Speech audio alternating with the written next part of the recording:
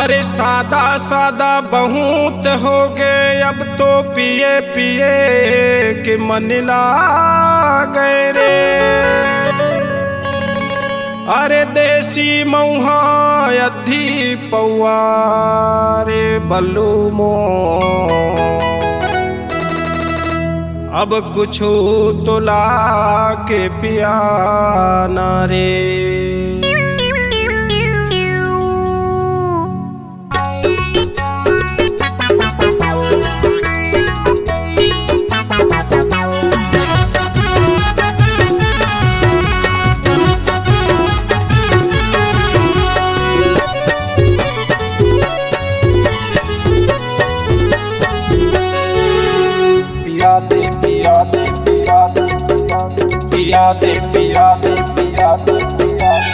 सादा पिया चाहे लाली पिया, उतर पिया चाहे अधी पिया। सादा पिया चाहे लाली पिया, उतर पिया चाहे अधी पिया। फिर पानियों माझन मिलावे ए भैया। पिया दे पिया दे पिया दे, तो कन्ने मुला दारू पिया दे। पिया दे पिया दे पिया दे, तो कन्ने मुला दारू पिया दे।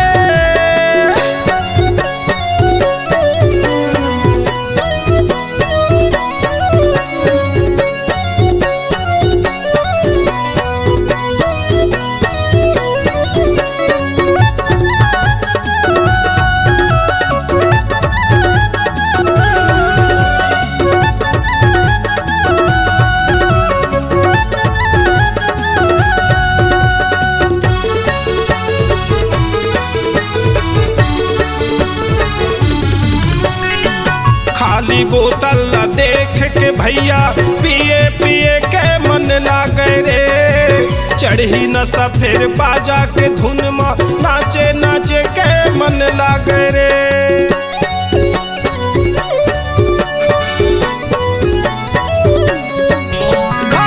खाली बोतल देख के भैया पिए पिए के मन लागे रे। चढ़ी नशा फिर बाजा के धुन में नाचे नाचे के मन लागे रे। बुकरी खवा चाहे बुकरी खवा, अंडा खवा चाहे मछली खवा।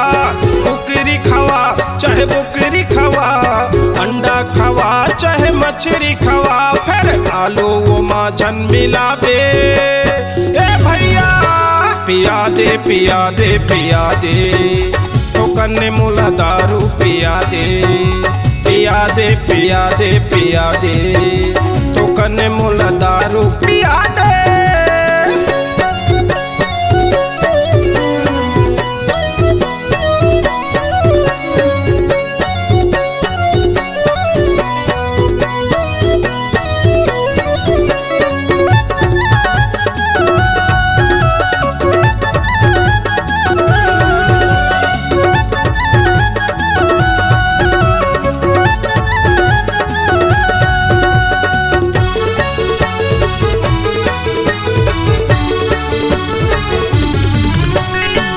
पिकनिक बर्थडे पार्टी में भैया दारू के रोले है भारी। पैसा नहीं है तक्का हो गे जी, पीबो चले के उधारी।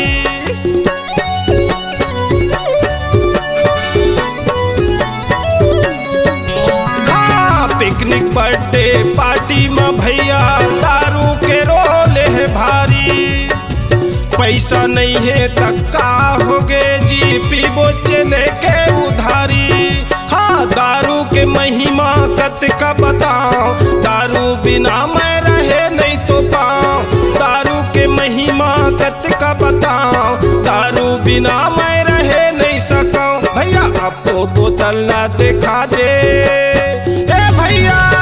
पिया दे पिया दे पिया दे, तो कन्ने मुला दारू पिया दे।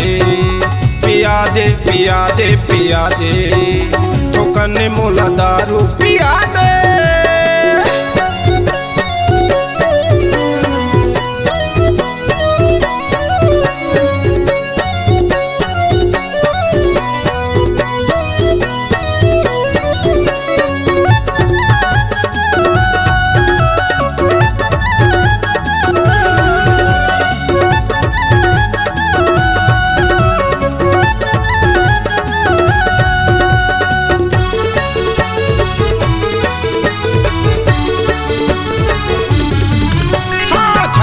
छेवारी की शादी रहे जी सबो के मन ला भाथे सुख दुख सबो के हावे सहारा दारू पिए माँ मजाया थे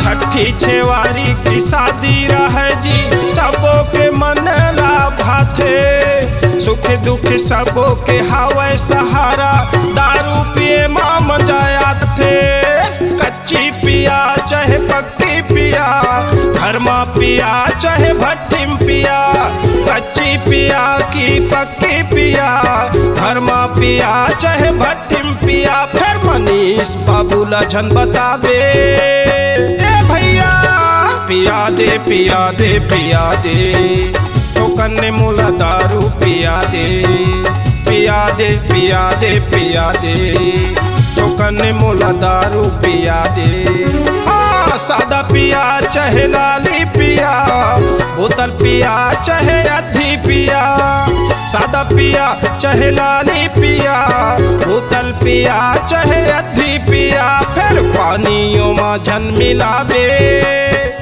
भैया पिया दे पिया दे पिया दे तो कन्ने मूला दारू पिया दे पिया दे पिया दे पिया दे तो कन्ने मूला दारू पिया दे पिया दे पिया दे पिया दे तो कन्ने मूला दारू पिया दे पिया दे पिया दे पिया दे तो कन्ने मूला दारू पिया दे।